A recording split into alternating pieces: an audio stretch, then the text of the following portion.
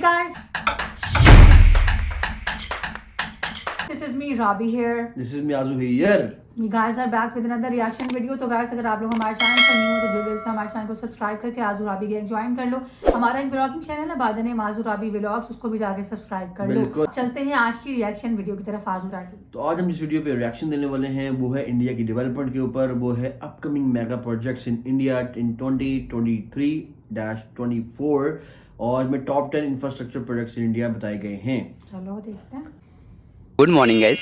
आज हम सभी देख पा रहे हैं दुनिया भर के देश अपनी इकोनॉमी, इंफ्रास्ट्रक्चर और टेक्नोलॉजी को बड़े स्तर पर विकसित कर रही है। ऐसे में भारत कहाँ पीछे रहने वाला था। आज भारत दुनिया के फास्टेस्ट ग्रोइंग सिटी के रूप में देखा जाता है। जब दुनिया के बड़े बड़े वर्ल्ड क्लास इंफ्रास्ट्रक्चर आज भारत में बन रहे हैं, ऐसे में सवाल आता है 2030 का भारत कैसा होगा। आइए देखते हैं 2030 में हमारा भारत कैसा होगा। बट उससे पहले आप सभी से रिक्वेस्ट है, वीडियो को पूरा ज़रूर देखना। ठीक लगे तो वीडियो को लाइक करके चैनल को अवश्य सब्सक्राइब कर देना। तो चलिए दोस्तों वीडियो को शुरू करते हैं। 3, 2, 1। भारत वर्ल्ड का फास्टेस्ट ग्रोइंग कंट्री जो 3.75 ट्रिलियन यूएस जीडीपी के साथ विश्व की 5th सबसे बड़ी इकोनॉमी है। पर जिस तरह से आज भारत में डेवलपमेंट हो रहे हैं, उम्मीद है 2030 तक भारत की इकोनॉमी 6 ट्रिलियन यूएस डॉलर हो जाएगी। और अच्छी बात यह है कि पर कैपिटा इनकम 70% तक इंक्रीज कर जाएगी।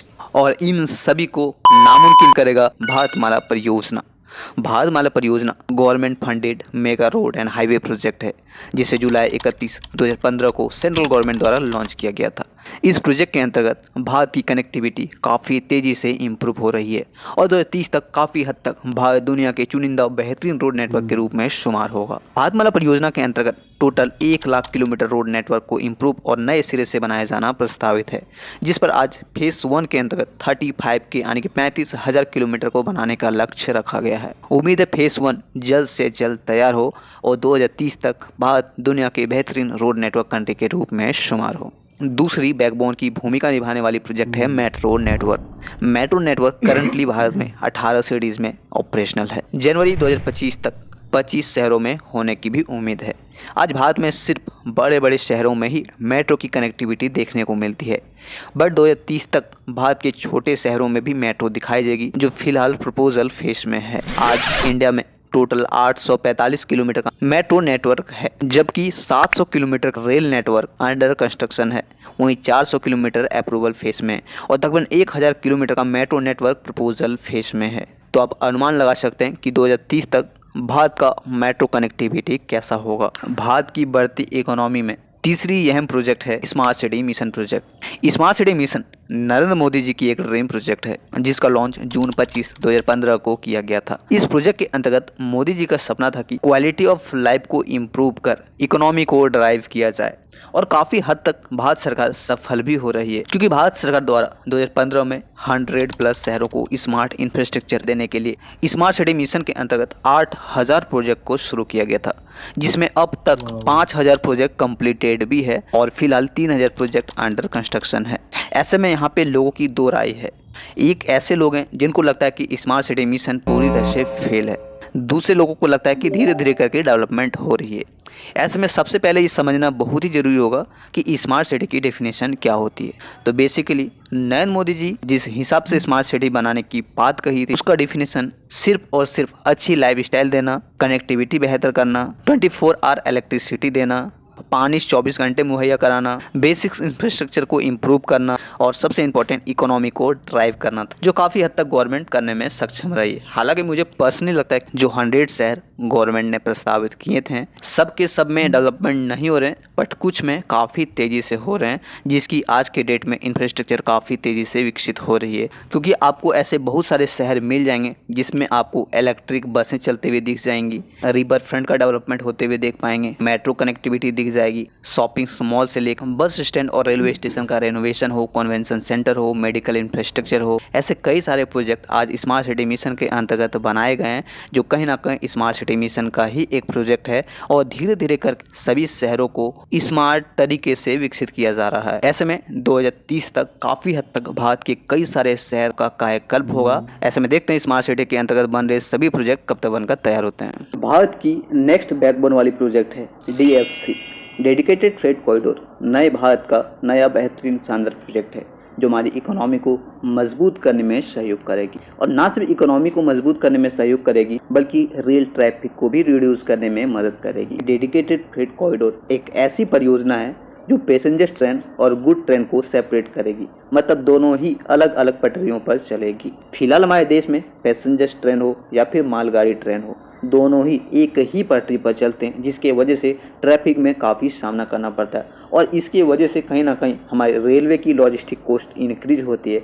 और इसी लॉजिस्टिक कॉस्ट को रिड्यूस करने के लिए, अच्छी कनेक्टिविटी कराने के लिए ही DFC कॉरिडोर को प्रपोज किया गया, जिस पर आज काफ़ी तेज़ी से काम कर रहा है। वैसे तो पूरे भारत में 6 DFC कॉरिडोर बनाई जाएगी, बट फिलहाल 2 DFC कॉरिडोर पर काम हो रहा है। पहला ईस्टर्न डेडिकेटेड फ्रेट कॉरिडोर जो कि बंगाल के धनकुनी से पंजाब के लुधियाना तक बनाया जा रहा है। दूसरा DFC कॉरिडोर नोएडा के दादरी से शुरू होते हुए मुंबई के JNPT तक बनाया जा रहा है और बनने के बाद निश्चित तौर पर फ्रेट मूवमेंट बेहतर होगी, फ्रेट लॉजिस्टिक कॉस्ट में रिडक्शन देखने को मिलेगा, इकोनॉमी बेहतर होगी, रोजगार के नए अपॉर्चुनिटीज खुलेंगे। कई सारे महत्वपूर्ण पहलू है और इसीलिए आज DFC को काफ़ी तेज़ी से बनाया भी जा रहा है। आज अपडेट की बात करूँ तो 60% तक का वेस्टर्न DFC कॉरिडोर बनकर तैयार हो गया है, वहीं ईस्टर्न DFC 70% तक का लक्ष्य पूरा कर चुका है। 2030 तक मुझे पूरी उम्मीद है कि DFC की इकोनॉमी को एक नई दिशा भी देगी। भारत की इकोनॉमी में योगदान देने वाली वह है सागरमाला परियोजना। सागरमाला परियोजना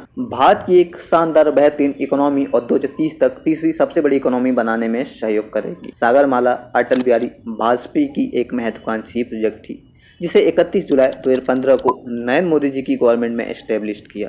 इस प्रोजेक्ट का पर्पस बिल्कुल ही साफ है, जैसे पोर्ट का मॉडर्नाइजेशन करना, पोर्ट को शहरों की कनेक्टिविटी से सुनिश्चित कराना, पोर्ट की इंडस्ट्री से लिंक कराना, पोर्ट को इंडस्ट्री से लिंक करना, कोस्टल कम्युनिटी डेवलपमेंट करना, नए पोर्ट्स को बनाया जाना और सबसे इम्पोर्टेंट वाटरवे कनेक्टिविटी को स्मूथ करना। ये सभी इस सागरमाला परियोजना का हिस्सा है और इसके अंतर्गत अप्रोक्स 600 प्रोजेक्ट आज की डेट में अंडर कंस्ट्रक्शन है, जो 2030 तक भारत को एक नए सिरे से बदलने में कामयाब होगी। सागरमाला परियोजना कंप्लीट होने से ना सिर्फ वाटर कनेक्टिविटी बेहतर होगी बल्कि सबसे इम्पोर्टेंट लॉजिस्टिक कॉस्ट में रिडक्शन होगा, कोस्टल ट्रांसपोर्ट बेहतर होगा और यही हमारे नए भारत का नए सिरे से नई ऊंचाई पर पहुंचाने के लिए सागरमाला परियोजना सबसे महत्वपूर्ण परियोजनाओं में से एक है। नेक्स्ट यह प्रोजेक्ट है RCS उड़ान। RCS उड़ान एयरपोर्ट अथॉरिटी ऑफ इंडिया की एक महत्वपूर्ण और महत्वाकांक्षी प्रोजेक्ट है, जिसे भारत के अलग अलग शहरों में 100+ एयरपोर्ट को अपग्रेडेशन और मॉडर्नाइजेशन करने का काम कर रही है। आज भारत में एयरपोर्ट अथॉरिटी ऑफ इंडिया के अंतर्गत 137 एयरपोर्ट है, जिसमें 34 इंटरनेशनल, 103 डोमेस्टिक और 10 क्लस्टर एयरपोर्ट शामिल है। और इंटरेस्टिंग बात यह है कि यह आंकड़ा 2030 तक 230 से 240 तक हो सकती है। यह मेरा नहीं बल्कि एविएशन मिनिस्टर ज्योतिराज सिंधिया जी का कहना है। आप अनुमान लगा सकते हैं भारत आज किस तेजी से आगे बढ़ रहा है। उम्मीद करेंगे ऐसे ही तेजी से डेवलपमेंट हो और 2030 तक भारत एक नई ऊंचाई पर पहुंचे और भारत के हर एक क्षेत्र में एटलीस्ट एक डोमेस्टिक एयरपोर्ट जरूर हो। तो उम्मीद करेंगे एविएशन मिनिस्टर ऐसे ही एयरपोर्ट को बनाते रहे, एयरपोर्ट का मॉडर्नाइजेशन करते रहे और एयरपोर्ट का एक्सपेंशन करते रहे, क्योंकि एयरपोर्ट बनने से ना सिर्फ एयर कनेक्टिविटी बेहतरीन होती है बल्कि इस शहर का एक्सपेंशन होता है, एम्प्लॉयमेंट में नए अपॉर्चुनिटीज मिलते हैं, लाखों लोगों की जिंदगियां बेहतर होती है और इसीलिए एयरपोर्ट प्रोजेक्ट कहीं ना कहीं हमारे देश के लिए महत्वपूर्ण परियोजना है। इससे काफ़ी सारे अपॉर्चुनिटीज क्रिएट होते हैं। नेक्स्ट है रेलवे स्टेशन का रीडेवलपमेंट प्रोजेक्ट। रेलवे स्टेशन का डेवलपमेंट आज हमारे देश के अलग अलग कोने में हो रही है। मुझे पर्सनल लगता है कि 2030 तक भारत के लगभग सभी छोटे बड़े रेलवे स्टेशन का रीडेवलपमेंट हो जाएगा, जिसमें कुछ तो ट्रांजिट हब के रूप में उभर कर आएगा तो कुछ कॉमर्शियल हब के रूप में उभर कर आएगा।